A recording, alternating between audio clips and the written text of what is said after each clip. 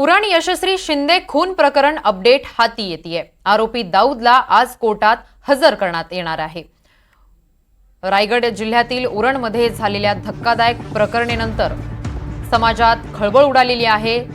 नागरिक संतापलेले आहेत। या संशयित आरोपीला पोलिसांनी वेषांतर करत कर्नाटकाच्या गुलबर्गा या जिल्ह्यातून अटक केली होती। काल याला अटक करण्यात आलेली आहे, तर आज आरोपी दाऊदला कोर्टात हजर करण्यात येणार आहे।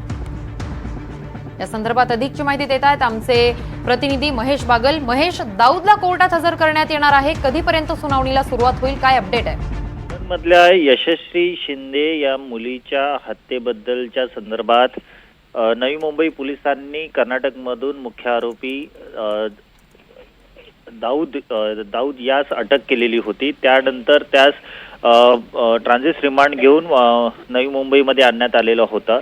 उरण पोलिसांनी या आरोपीला कर्नाटकमधून ताब्यात घेतलेलं होतं। त्यानंतर त्याला आज न्यायालयामध्ये हजर केलं जाणार आहे। मात्र ट्रान्झिट रिमांड मिळवण्यासाठी उशीर झाल्यामुळे उरण पोलीस ठाण्यातच या आरोपीला सध्या ठेवण्यात आलेलं आहे।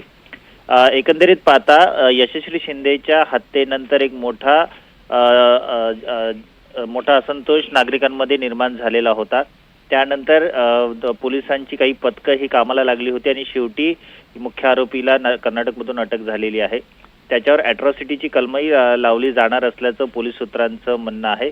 आणि जो असंतोष सध्या नागरिकांमध्ये पसरलेला आहे त्याला अनुसरून या आरोपीला उरणच्या न्यायालयात हजर करायचे की पनवेलच्या न्यायालयात हजर करायचे याचा जो निर्णय आहे तो परिस्थिती पाहून पोलीस घेणार असल्याचं सांगितलं जात आहे। अगदीच धन्यवाद महेश, तुम्ही दिलेल्या या माहितीसाठी।